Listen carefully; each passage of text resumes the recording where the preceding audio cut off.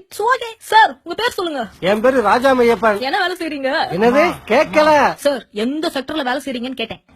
Finance செக்டர்ல தான். மாத்தாத investment analyst Maiyappan sir பேசுறாரு. Okay மொய்யப்பன் sir, இந்தியால வறுமையை ஒழிக்க உங்க ஐடியா என்ன சொல்லுங்க. இங்க பாருமா, இந்தியாவுல ஏழைகளே இல்லாம போறதுக்கு ஒரே வழி 1000 ரூபாய் நோட்டு 500 ரூபாய் நோட்டை ஒழிக்கிறது தான். சார் என்ன சார், முன்னாடி போக வழி கேட்டா நீங்க பாட்டுக்கு 50 100 பின்னாடி போக வழி சொல்றீங்க.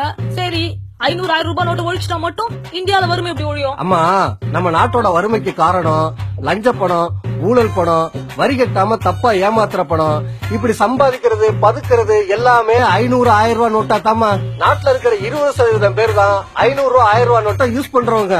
மீதி இருக்கிற 80% பேரு 1 2 1000 ரூபாய் நோட்டை வச்சுக்கிட்டு சில்லறை தேடிக்கிட்டே அலையிறவங்க. புரியுதா சார்? சூப்பர் மேட்டர் சொல்றீங்க, கொஞ்சம் நேர்களுக்கும் புரியுற மாதிரி சொல்லுங்க.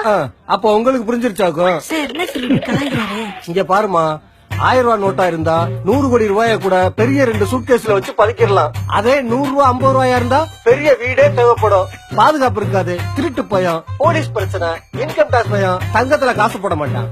ஏன்னா விலை நிலை இல்ல. ரியல் எஸ்டேட்ல போடலாம்னா ஆட்சி மாறணும்னு புடிங்கிருவான்னு பயம். அப்ப வேற வழி இல்லாம பேங்க்ல தான் போட்டாகணும். பேங்க்ல போட்டா வரி கட்டணும். நாட்டுல இருக்கிற எல்லா பணக்காரங்களும் ஒழுங்கா நேர்மையா இன்கம் டாக்ஸ் கட்டினா போதுமா, இந்தியாவுல வறுமை மட்டும் இல்ல பிச்சைக்காரங்களே இருக்க மாட்டாங்க. அம்மா அம்மா. சூப்பருங்க சார், இத பத்தி என்ன சொல்றீங்க? பிரில்லியன்ட். இவர் ஆக்ஸ்போர்ட் யூனிவர்சிட்டியில படிச்சிருக்கணும். இந்த மாதிரி ஆளுதான் நம்ம நாட்டுக்கு பிரைம் மினிஸ்டரா தேவைப்படுது. இவர் எங்க இருக்காருன்னு பார்த்து கண்டுபிடிங்க. Sir super, thank you. இருக்கட்டும் இருக்கட்டும்.